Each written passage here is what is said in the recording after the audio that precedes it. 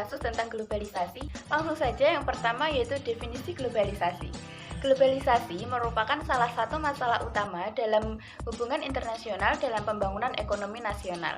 Globalisasi adalah suatu proses yang menempatkan masyarakat dunia bisa menjangkau satu dengan yang lain atau saling terhubung dalam semua aspek kehidupan. Ada 4 cakupan yang terpengaruh oleh globalisasi, yaitu ekspor, impor, investasi, dan tenaga kerja. Untuk studi kasusnya, Indonesia berupaya memanfaatkan globalisasi dengan menjalin kerjasama perekonomian dan perdagangan global maupun regional agar tercipta banyak lapangan kerja baru. Dengan adanya ekspor dan impor di Indonesia ini akan memunculkan pekerjaan baru di berbagai perusahaan maupun pabrik yang melakukan perdagangan internasional, yang mana hal itu akan mengurangi pengangguran di Indonesia. Data di samping merupakan data dari DHL Connectedness Index yang menunjukkan bahwa arus internasional seperti arus perdagangan, modal, informasi, dan manusia internasional terbukti sangat tangguh dalam mengatasi guncangan baru-baru ini, seperti pandemi COVID-19 dan perang di Ukraina. Meskipun ada sedikit penurunan pada tahun 2020, gabungan DHL Global Connectedness Index ini bisa kembali naik pada level pra-pandemi pada tahun 2021. Data yang tersedia saat ini menunjukkan peningkatan lebih lanjut pada tahun 2022.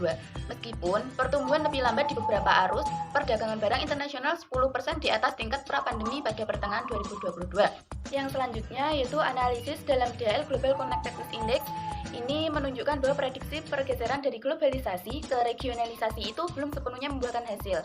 Tapi, indeks keterhubungan global DHL melihat jika adanya ketegangan antara AS dan Tiongkok.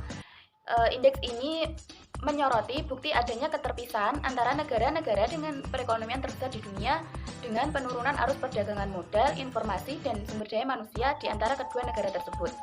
Yang mana itu diilustrasikan oleh grafik di samping ini, di mana batang saham terbaru tidak memanjang ke kanan seperti lingkaran saham tahun 2016.